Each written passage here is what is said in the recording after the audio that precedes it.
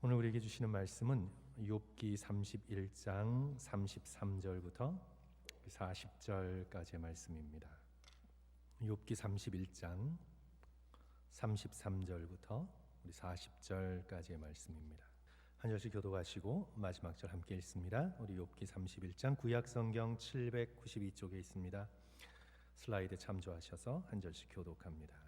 내가 언제 다른 사람처럼 내 악행을 숨긴 일이 있거나 나의 죄악을 나의 품에 감추었으며 내가 언제 큰 무리와 여러 종족의 수모가 두려워서 대문 밖으로 나가지 못하고 잠잠하였던가. 누구든지 나의 변명을 들어다오. 나의 서명이 있으니 전능자가 내게 대답하시기를 바라노라. 나를 고발하는 자가 있다면 그에게 고소장을 쓰게 하라. 내가 그것을 어깨에 메기도 하고 왕관처럼 머리에 쓰기도 하리라. 내 걸음의 수요를 그에게 알리고 왕족처럼 그를 가까이 하였으리라. 만일 내 밭이 나를 향하여 부르짖고 밭지랑이 함께 울었다면, 만일 내가 값을 내지 않고 그 수출을 먹고 그 소유주가 생명을 잃게 하였다면, 같이 읽습니다. 밀 대신에 가시나무가 나고 보리 대신에 독보리가 나는 것이 마땅하니라 하고 욥의 말이 그치니라. 아멘. 우리 한국에서 한 달 사이로 두 분의 전직 대통령이 세상을 떠났습니다. 우리 성도들께서 알고 계시리라 믿는데요. 우리 두 분 다 신군부 출신으로 군사 정권을 세웠고 또 5.18 민주화 운동에 책임이 있는 인물입니다. 그래서 이 사람들은 그 두 전직 대통령의 죽음을 앞둔 마지막 말에 많은 관심을 기울였습니다. 우리 노태우 전 대통령은 오랜 세월 투병하느라 세상을 떠날 때 말을 남길 만한 의식이 아니어서 그 아드님이 대신 몇 년 전 아버지의 마지막 말을 전했습니다. 자신의 과오에 깊은 용서를 바란다는 그런 마지막 뜻을 남겼습니다. 자신의 잘못을 시인하는 그런 고백이죠. 그래서 이 광주 민주화 운동 유족 대표자가 조문을 갔을 정도로 자신의 과오에 대한 유감을 표시했습니다. 반면에 전두환 전 대통령은 광주 관련 사과를 끝까지 자신의 입으로 하지 않았습니다. 자신의 발표 책임이 없다라고 얘기했고 또 과거에 대해 잘못을 인정하는 어떤 말도 남기지 않았습니다. 오늘 전 영부인이 남겼다고 그렇게 뉴스를 들었는데요. 그래서 많은 시민들이 끝까지 유감 표명을 하지 않은 태도에 실망을 했고 또 광주의 유족들은 분노를 했습니다. 성도 여러분, 사람들은 사람의 마지막 말에 관심이 많습니다. 그 사람이 특히 영향력 있는 사람이라면 마지막 말에 상당한 관심을 가지고 있습니다. 제가 정치 얘기로 우리 성도들의 관심을 좀 끄느라 그런 말씀을 드렸는데 오늘 우리는 말씀의 순서에 따라서 욥기에서 욥의 마지막 변론을 우리는 듣게 됩니다. 이제 욥이 하나님의 법정에서 하나님의 심판, 하나님의 정의로운 재판을 기대하면서 그가 이제 29장, 30장, 31장 3장에 걸쳐서 그가 마지막 변론, 최후의 변론을 합니다. 그가 하나님의 법정에서 남긴 마지막 변론은 어떤 것일까? 유언은 아니지만 이제 그의 운명을 가르는 마지막 변론을 하고 있는데요. 우리 함께 이제 말씀의 순서에 따라서 쭉 살펴보는데 사실 이 29장, 30장, 31장 전체를 살펴봐야 되는데 오늘 이 31장 읽은 본문 말씀 범위를 좀 넘어서서 우리가 새벽 기도 시간에 살펴보았지만 우리 31장 전체를 한번 살펴봄으로써 욥이 하나님의 의로운 재판을 기대하면서 그가 자신의 인생을 돌아보고 또 자신이 받은 고통을 돌아보면서 그가 마지막으로 남긴 말은 무엇이었을까? 마지막 과오의 말을, 유감의 말을 그가 남겼을까? 성도 여러분, 31장을 한번 쭉 읽어보시면 너무나 놀랍습니다. 31장에서 욥은 자신이 이토록 처참한 고통이라는 형벌을 받을 만큼 그는 사람과 하나님 앞에서 범죄하지도 않았고 계명을 어기지도 않았음을 변론합니다. 자기의 의로움을 변론하고 있습니다. 욥이 살아낸 인생이 놀랍습니다, 성도 여러분. 그가 양심이 무딘 사람이 아닌데 그가 예민한 양심을 가지고도 자신의 삶을 돌아보았을 때 그가 이렇게까지 떳떳할 수 있다는 것, 이것이 놀랍습니다. 우리 한번 살펴봅니다. 31장 1절부터 4절까지 그는 어떤 음란한 마음도 품지 않았습니다. 1절, 내가 내 눈과 약속하였나니 어찌 처녀에게 주목하랴. 그는 이성을 향해 어떤 음란한 생각과 마음도 품지 않았습니다. 또 5절, 6절, 7절, 8절 보시면 경제적으로 속이지 않았습니다. 자신의 유익을 위해 계산을 흐트리지 않았습니다. 5절, 6절 성도 여러분 보십시오. 만일 내가 허위와 함께 동행하고 내 발이 속임수에 빨랐다면 하나님께서 나를 공평한 저울에 달아보시고 그가 나의 온전함을 아시기를 바라노라. 그는 절대로 경제적으로 남을 속이지 않았습니다. 하나님의 공평한 저울에 올라가 달려도 자기의 양심은 깨끗합니다. 놀랍습니다. 그리고 9절부터 12절까지 그는 간음하지 않았습니다. 9절, 만일 내 마음이 여인에게 유혹되어 이웃의 문을 엿보아 문에서 숨어 기다렸다면 그는 절대로 그렇게 하지 않았습니다. 13절, 14절, 15절 보면 그는 사회적 약자의 권리를 침해하지 않았습니다. 특히 자기 집에서 일하는 남종이나 여종의 권리를 챙겨주었습니다. 그들은 사회적 약자인데 무시할 수도 있는데 그러나 절대로 무시하지 않고 남종과 여종의 권리를 챙겨주었습니다. 그리고 16절부터 23절, 침해하지 않는 정도가 아니라 적극적으로 어려운 사람들을 찾아내어 그들을 도와주고 그들을 구제해주고 자기의 집 문 안에 들였습니다. 특별히 과부와 고아를 살펴보았고 불황자들을 먹이고 입히고 구제했습니다. 그리고 24절부터 28절까지 보시면 그는 부자였지만 물질을 탐하지 않았습니다. 돈을 사랑하지 않았습니다. 현대 대부분의 미국에 사는 사람들이 범하는 죄죠. 24절 25절, 만일 내가 내 소망을 금에다 두고 순금에 대해 너는 내 의뢰하는 바라 하였다면, 만일 재물의 풍부함과 손으로 얻은 것의 많음으로 내가 기뻐하였다면, 그는 절대로 소득이 많다고 기뻐하지 않았습니다. 돈에다 순금에다가 자신의 소망을 두지 않았습니다. 그리고 그는 29절 30절 원수의 멸망을 바라지 않았습니다. 우리는 내가 싫어하고 나에게 깊은 상처를 남긴 자가 좀 잘못되었으면, 하나님께 징벌을 받아서 정신 좀 바짝 차렸으면, 우리는 그런 마음이 순간적으로 스치고 지나갑니다. 그러나 욥은 그렇게 하지 않았습니다. 그는 어떤 사람을 향해서도, 심지어 원수를 향해서도 나쁜 마음을 품지 않았습니다. 29절, 내가 언제 나를 미워하는 자의 멸망을 기뻐하고 그의 재난당함을 즐거워하였던가. 31절 32절 그는 굉장히 제너러스했습니다. 아낌없이 베풀었습니다. 그는 계산적으로 인생을 살지 않았습니다.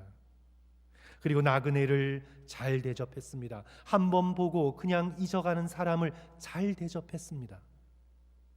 31절 32절, 내 장막 사람들은 주인의 고기에 배부르지 않은 자가 어디 있느냐. 옛날에 고기를 먹는다는 게 정말 쉽지 않았어요.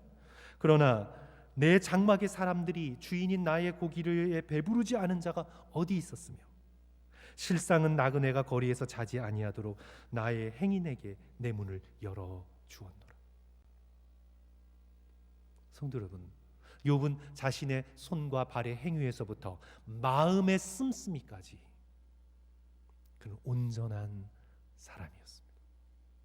자기 자신만 온전하다고 지금 주장하고 있는 것이 아니라 우리가 이미 욥기 1장을 통해 보았지 않습니까? 하나님께서 욥의 온전함을 보시고 사단에게 욥을 자랑하셨습니다. 욥기 1장 8절 여호와께서 사탄에게 이르시되 내가 내 종 욥을 주의하여 보았느냐? 그와 같이 온전하고 정직하여 하나님을 경외하며 악에서 떠난 자는 세상에 없느니라. 인간의 심령을 꿰뚫어 살피시는 하나님께서 욥의 행위와 그 마음을 보시고 이와 같이 온전한 자는 이 세상에 없느니라. 욥은 놀라운 사람입니다.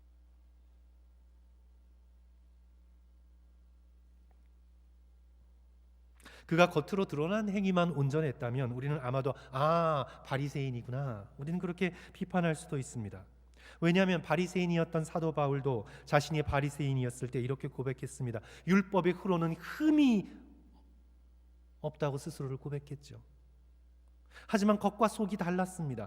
겉의 행위는 율법의 의로 흠이 없었지만 속에는 온갖 죄를 가지고 있었습니다. 예수님이 지적하셨듯 회칠한 무덤 같아 겉은 보이기에 하였지만 속은 썩은 것으로 가득했습니다. 욥이 바리새인일지도 모른다. 아니요, 절대 그렇지 않습니다. 오늘 본문에서 보시면 욥은 위선의 죄도 없습니다. 바리새인은 히포크리트, 위선자잖아요. 그는 위선의 죄도 없습니다. 33절, 이제 오늘 본 말씀 읽었던 건데요. 자, 33절, 34절. 내가 언제 다른 사람처럼 내 악행을 숨긴 일이 있거나 나의 죄악을 나의 품에 감추었으며 내가 언제 큰 무리와 여러 종족의 수모가 두려워서 대문 밖으로 나가지 못하고 잠잠하였던가. 그는 겉과 속이 다르지 않았습니다. 사람들에게 보이기 위하여 스스로를 숨기고 자신의 속에 있는 것이 들통날까 봐 사람들을 무서워하지도 않았습니다. 욥은 자신의 양심을 향해 깨끗했습니다. 그리고 오늘 본문 말씀 땅을 향해서도 깨끗했습니다. 38절, 39절, 40절 보시면 만일 내 밭이 나를 향하여 부르짖고 밭 이랑이 함께 울었다면 소작농들에게도 거저 가져다 먹지 않고 다 값을 치르고 먹었습니다. 그는 공짜를 즐기지 않았습니다. 39절 만일 내가 값을 내지 않고 그 소출을 먹고 그 소유주가 생명을 잃게 하였다면 자신의 힘을 의지해서 빼앗지 않았습니다. 그는 그런 적이 없습니다. 성도 여러분, 오늘 우리가 욥의 이 고백을 받아들일 때 욥은 정말 생존했던 인간 중에 가장 양심이 깨끗한 자입니다. 하나님께서 평가하신 것처럼 그는 온전하고 정직한 자입니다. 저는 이 욥의 이 자신의 삶에 대한 최후의 변론을 들으면서 제 자신을 향해 그리고 또 성도들께 제가 여러 차례 강조했지만 성도 여러분, 믿음과 함께 양심이 정말 중요합니다. 우리는 자꾸 믿음을 잘못 배워서 믿음으로 양심을 덮으려고 하는데요, 성도 여러분, 그렇지 않습니다. 오늘 이 욥의 삶의 모습을 우리가 좀 바라보면서 우리 모두 양심의 깨끗함을 위해 애쓰는 저와 여러분 되시기를 주님의 이름으로 간절히 축원합니다. 제가 아까 말씀드린 것처럼 우리는 너무 쉽게 믿음이라는 이름으로 양심을 거스르는 일을 많이 하잖아요. 우리 성도들께 이런 고백해도 될지 모르겠지만 전 신학대학원에서 많이 보았습니다. 신학대학원이면 목사님이 될 분들인데 성도들 시험 들까 봐 제가 자세한 얘기는 하지 않겠습니다. 무감독 시험을 보는데 전 정말 그 시험을 보면서 시험 들었습니다. 정말 믿었던 동료인데 성경책 밑에 쪽지를 적어서 숨겨가면서 시험을 치더라고요. 지금 한국에 어느 교회 목회하고 계신데 제가 이런 말씀 드리기는 그렇죠. 우리가 순간적으로 양심을 거스리는 거죠. 우리가 어리고 철이 없고 또 세상의 욕심에 따라 움직였을 땐 우리 다 양심을 거슬러 자신의 유익을 위해 악한 짓을 하며 살았지만 이제 예수 그리스도께서 어떤 분이시라는 것을 깨닫고 주께서 지극히 선하시고 아름답고 의로우신 주님이라는 걸 깨닫고 오늘 우리가 함께 찬양했던 것처럼 그런 예수 그리스도를 닮기를 원하는 소원을 품은 자라면 우리는 이제 양심의 깨끗함을 위해 우리는 최선을 다해야만 할 것 같습니다. 베드로전서 3장 16절에서 사도 베드로가 너희들은 굳센 믿음을 가지라라고만 말씀하고 있는 것이 아니라 베드로서 3장 16절을 보십시오. 선한 양심을 가지라. 선한 양심을 가지라. 사도 바울이 이제 총독 벨릭스 앞에서 그가 이제 가이사에게 시저에게 재판받으러 옮겨가기 전에 자기 자신을 변호하며 그가 이렇게 말합니다. 이 말씀은 참 귀한 말씀입니다. 성도 여러분, 법정에서 자신의 삶을 변호하며 마치 욥처럼 그가 이렇게 말하고 있습니다. 사도행전 24장 16절 이것으로 말미암아 나도 하나님과 사람에 대하여 항상 양심에 꺼리낌이 없기를 힘쓰나이다. 하나님과 사람을 향하여 항상 내 양심에 꺼리낌이 없기를 힘쓰나이다. 그는 단지 믿음만 강조하지 않았습니다. 예수 믿고 구원받으면 모든 죄가 다 사해져서 괜찮다고만 얘기하지 않았습니다. 놀랍지요. 그는 단지 믿음만 강조한 것이 아닙니다. 하나님과 사람에 대하여 하나님과 사람 앞에서 양심에 거리낌이 없기를 힘쓰나이다.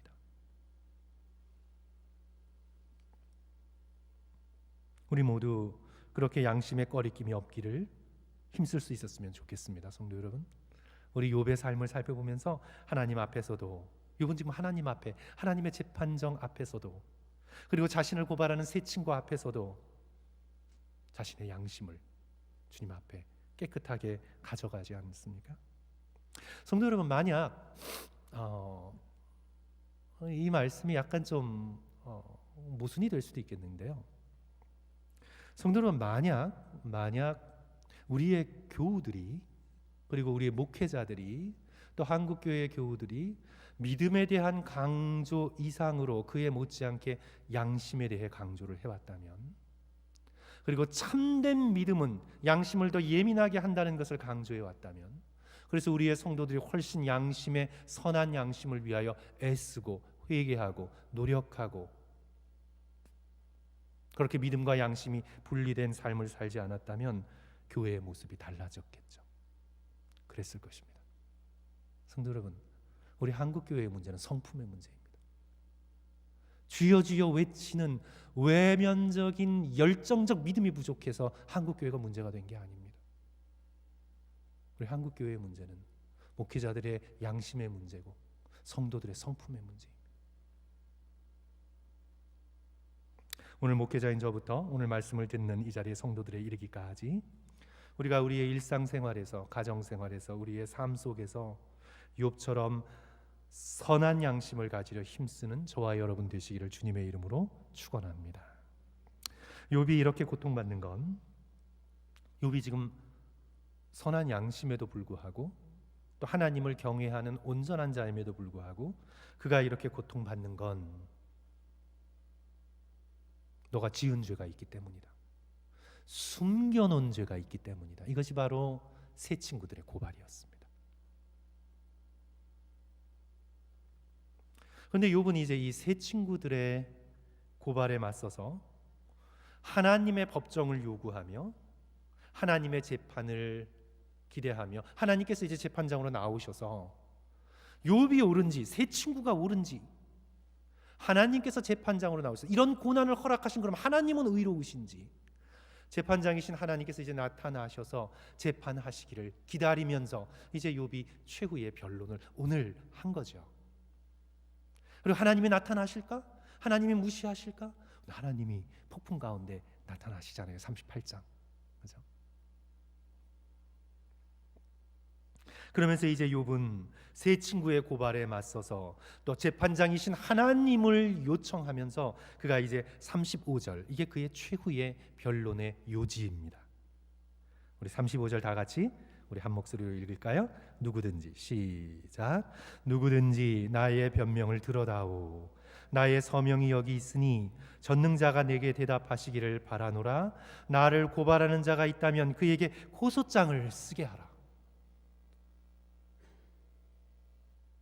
지금 욥은 하나님 앞에서 자기가 조그마한 죄도 없는 완벽한 사람이라고 얘기하는 것이 아닙니다.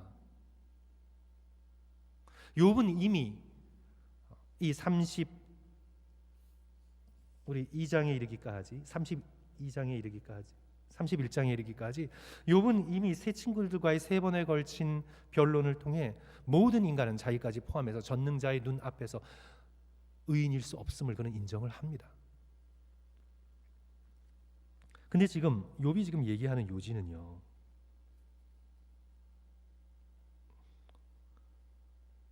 자기가 아무 죄와 허물이 없다는 게 아니야. 하나님 앞에 아무런 죄와 허물이 있다는 게 아니라 이런 고통의 형벌을 받을 만한 죄와 허물이 없다는 얘기예요. 무슨 뜻인지 성도 여러분 이해하시겠죠? 예를 좀 들게요. 저와 여러분이 갑자기 LA 법원에 끌려가서 종신형을 선고받았습니다. 상상을 해보세요. 갑자기 어느 아침 차를 타고 딱 나서는데 딱 잡혀가서 그 다음에 그냥 그대로 감옥에 들어가가지고요, 저와 여러분이 그래가지고 그냥 며칠 전에 지금 백인 3명이 흑인 청년을 쫓아가서 총으로 쏴 죽인 그것이 정당방위로 인정되지 않고 그것이 살인이라고 판명되어서 최소 종신형이잖아요. 그런 것처럼 그냥 우리가 갑자기 끌려서 종신형 선고를 받았어요. 성도 여러분, 여러분 무죄를 호소하지 않겠습니까? 당연히 호소하죠. 저와 여러분은 가끔 교통법규를 어긴 적도 있었고, 경찰이 없을 때 스피드를 낸 적도 있었고, 뒤에서 사람들 흉본 적도 있었지만 그런 잘못은 했어요. 잘못이 없이 내가 완벽하다는 얘기가 아니죠. 그런 잘못은 있어도 내가 종신형을 받을 만한 죄를 범하진 않았어요. 무죄하다는 뜻이에요. 그래서 무죄를 호소하고 있는 겁니다. 욥의 경우가 그런 거예요. 욥은 이미 욥기 7장 21절에서 주께서 어찌하여 내 허물을 사하여 주지 아니하시며 내 죄악을 제거하여 버리지 아니하시나이까. 하나님의 눈앞에서 볼 때 자신이 죄인임을 인정합니다. 하지만 세 친구들이 고발하는 것처럼 그렇게 지금 이런 혹독한 고난과 고통과 징벌을 받을 만큼 자기는 무죄하다는 거죠. 그것을 지금 얘기하고 있는 겁니다. 성도 여러분, 우리가 쭉 살펴본 것처럼 욥은 의로운 자입니다.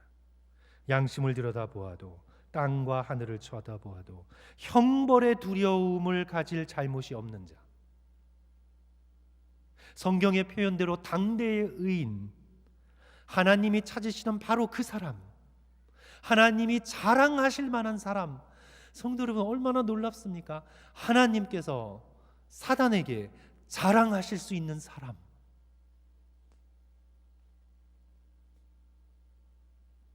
사단에게 나성하님 교회 신동총사 쳐다보지 말아라. 하나님께서 이러시는 게 아니라 내가 나의 종 욥을 주목하여 보았느냐. 놀라운 사람입니다. 놀라운 의인입니다.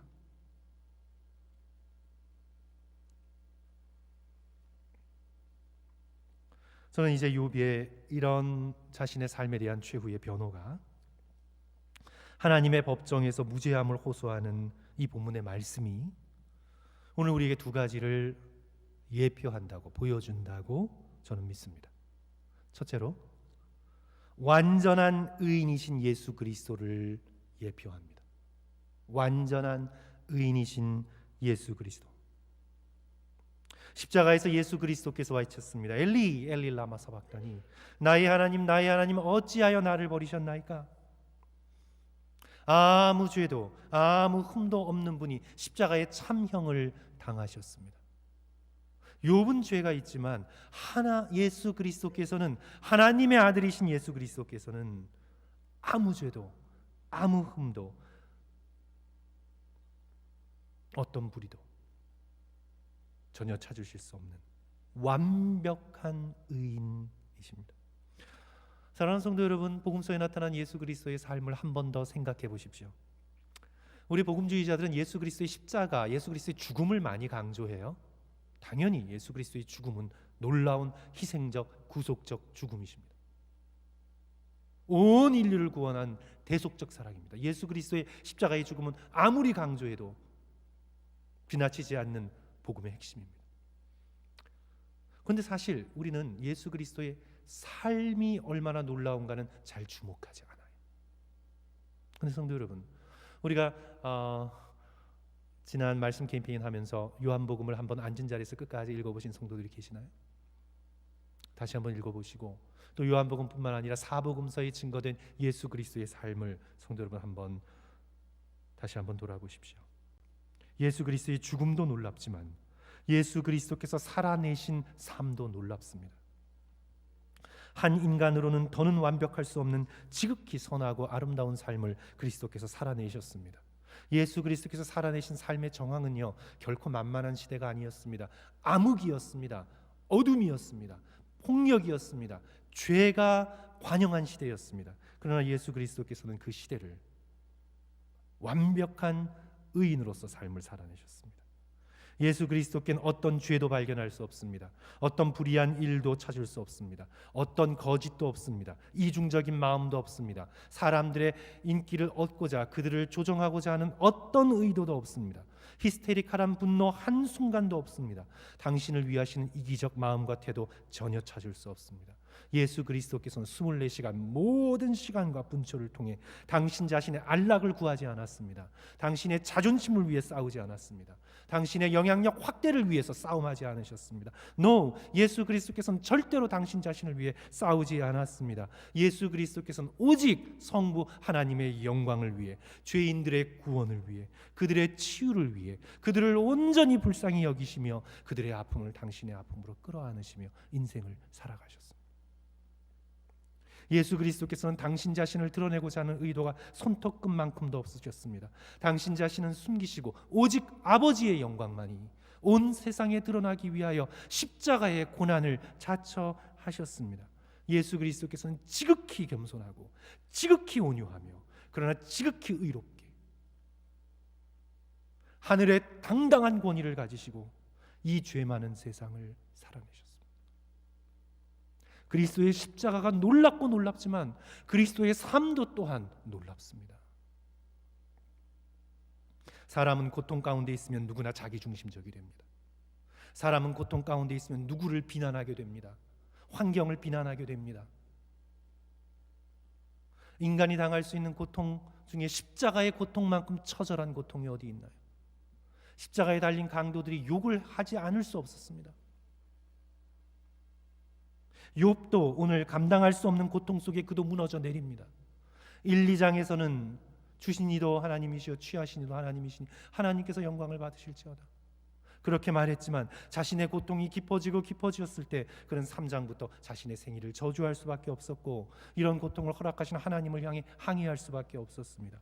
인간은 누구나 고통스러운 상황 가운데 자기중심적이 됩니다. 그러나 예수 그리스도께서는 십자가의 극심한 고통 가운데에서도 자신을 못 박는 자들의 영혼을 위해 용서를 선포하시며 기도하셨습니다. 자신의 극심한 고통 가운데서도 어머니 마리아의 영적인 안전을 염려하셨습니다. 당신 자신이 정신을 차리지 못할 극심한 고통의 극점에서도 오른편 강도의 구원을 위해 낙원을 선포해 주셨습니다. 예수 그리스도께서는 고통의 극점에서도 당신 자신을 위하지 않으시고 사람들을 위하셨습니다. 그리스도의 죽음 못지않게 그분의 성품이, 그분의 삶이 놀랍습니다. 욥이 살아낸 삶이 놀랍다면 예수 그리스도께서 살아낸 삶은 수천만 배, 수억 배 놀랍습니다. 그래서 이 예수께서 고통을 당하셨다면 이 고통은 당신 자신 때문에 당한 고통이 아니라 이 악한 세상 때문에 당하신 고통입니다. 그래서 예수님의 고통은 대속적 고통입니다. 인간은 죄가 있어서 고통을 당하면 너 죄 때문에 고통을 당한다고 얘기할 수 있지만 예수 그리스도께서는 어떤 죄도 없으시기에 그가 당하신 고통은 세상을 위한 고통입니다. 바로 저와 여러분의 죄악 때문에 당하신 고통입니다. 그래서 이 욥의 최후의 변론은 성도 여러분, 예수 그리스도의 완벽한 의로운 삶을 예표하는 그런 변론인 거죠. 둘째로 욥의 최후의 변론은 거룩하게 된 하나님의 자녀의 모습을 예표합니다. 그러니까 첫 번째가 예수 그리스도의 칭의를 예표한다면 두 번째, 이것은 욥의 최후의 변론은 성화를 예표합니다. 저와 여러분이 예수 그리스도의 복음의 능력을 힘입어 욥과 같은 이런 삶을 살아낼 수 있음을, 이런 인격으로 변화될 수 있음을 예표하고 있는 겁니다. 성도 여러분, 하나님의 심판대 앞에서 우리가 할 최후의 변론을 한번 생각해 보십시오. 저와 여러분이 예수 그리스도를 얼굴과 얼굴을 맞대며 보며 하나님의 심판대 앞에 서게 될 텐데, 저와 여러분은 서게 될 것입니다. 그때 우리가 예수 그리스도 앞에서, 하나님 앞에서 우리가 우리의 삶을 돌아보며 내뱉을 최후의 변명, 소크라테스의 변명이 아니라 저와 여러분의 변명, 최후의 변명을 생각해 보십시오. 여러분의 태어난서부터 죽을 때까지의 삶, 겉 행동뿐만 아니라 여러분의 마음 씀씀이, 모든 것까지 쫙 파노라마처럼 펼쳐질 때 여러분이 입을 벌려 여러분의 삶에 대해 하나님 앞에 설명할 말을 생각해 보십시오. 로마서 14장 12절, 이러므로 우리 각 사람이 자기 일을 하나님께 짓고 하리라. 하나님께 자기의 일을 직접 고할 것이라. 무시무시한 말입니다. 자기가 한 일을 하나님 앞에 직접 자기 입으로 고하게 될 것이라. 그때 욥처럼 의로운 삶을 살았다고 고백할 수 있을까? 저와 여러분이. 고린도전서 4장 5절 중간 부분, 그가 어둠에 감추인 것들을 드러내고 마음의 뜻을 나타내시리니 그때에 각 사람에게 하나님으로부터 칭찬이 있으리라. 우리의 행위뿐 아니라 마음의 뜻, 어떤 마음 심보로 살아왔는지, 겉으로 드러나는 행위가 아니라 어떤 마음으로 그 행위를 했는지,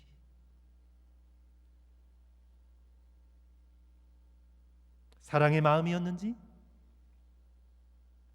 내 자신의 의로움과 뿌듯함을 위해 했는지, 하나님의 법정에서 드러나게 될 것이라. 우리가 하나님 앞에 서게 될 때 성도 여러분, 우리는 두 가지를 말하게 될 것입니다. 저와 여러분이 진심으로 구원받은 백성이라면 우리는 두 가지를 말하게 될 것입니다. 첫째로, 예수 그리스도의 보혈을 붙들고 이렇게 말하게 될 겁니다. 나는 더럽고 아무 공로 없으나 완전하신 그리스도의 구속으로 깨끗하게 되었습니다. 성도 여러분, 우리는 그렇게 말하게 될 것입니다. 저와 여러분이 구원받은 백성이라면 우리는 예수 그리스도의 보혈의 공로를 힘입어 하나님 앞에 나아갈 담대함을 얻게 될 것입니다. 그런데 그걸로만 그치지 않습니다. 성도 여러분, 두 번째, 십자가의 보혈과 성령의 능력을 힘입어 저의 양심이 하나님 앞에 꺼리낌 없기를 위하여 애썼습니다. 저의 마음을 주여 받아주소서. 우리는 그렇게 고백할 것입니다. 우리의 마음을 드리게 될 것입니다. 양심이 중요한 이유입니다. 다시 사도 바울의 고백을 들어보십시오. 이것으로 사도행전 24장 16절, 성도 여러분, 사도행전 24장 우리 마지막으로 함께 펴서요, 저희들 이 부분 살펴보고 오늘 말씀 좀 마치면 되겠습니다. 사도행전 24장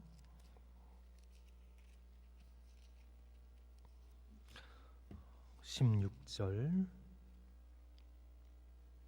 슬라이드 참조하셔도 되는데 바로 앞절에 있는 말씀 때문입니다. 우리 16절 다 같이 한번 읽을까요? 이것으로 말미암아, 같이 읽습니다. 시작. 이것으로 말미암아 나도 하나님과 사람에 대하여 항상 양심에 꺼리낌이 없기를 힘쓰나이다. 근데 이 말씀이 어떤 상황 속에서 나왔냐 하면, 자, 이것으로 말미암아 나도 하나님과 사람에 대하여 항상 양심에 꺼리낌이 없기를 힘쓰나이다. 이것으로, 이것이 무엇이죠? 양심에 대한 고백 이전에 이것으로 말미암아의 이것이 무엇이에요? 바로 앞절에 있는 부활의 소망입니다.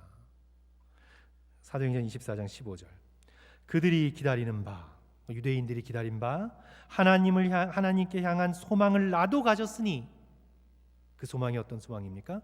의인과 악인의 부활이 있으리라 함이니이다.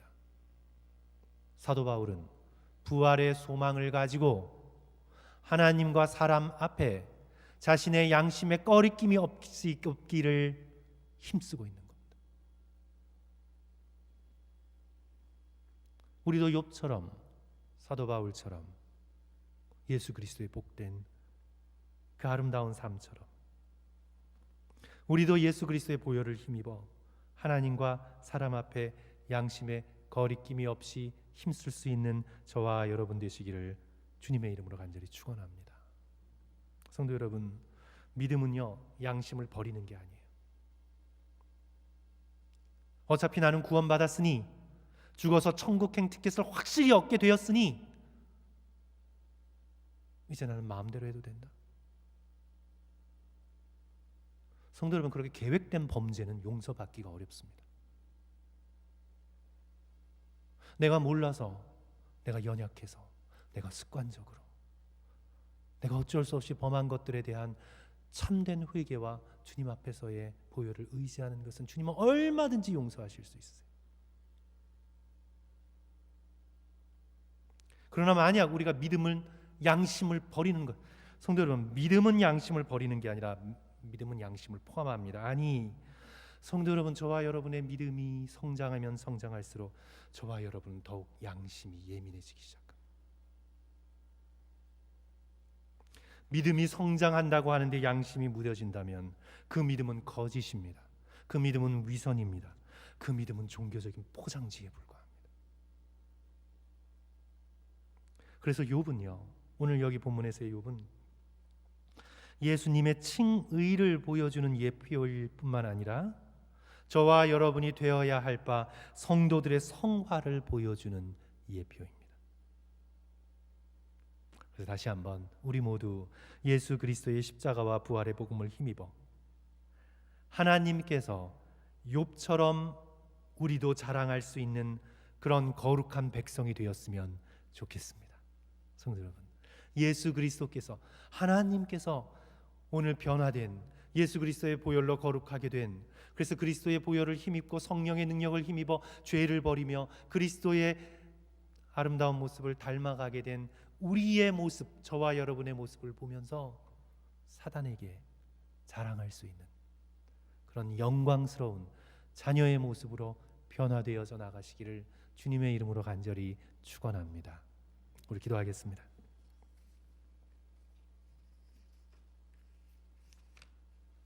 우리 세 가지 기도 제목드립니다. 우리 하나님과 사람 앞에 양심의 거리낌이 없도록 힘쓰기를 위하여 기도하십시오. 성도 여러분, 돈은 버려도 양심은 버리지 않기를, 건강은 잃어도 양심은 잃지 않기를 우리 주님 앞에 기도했으면 좋겠습니다.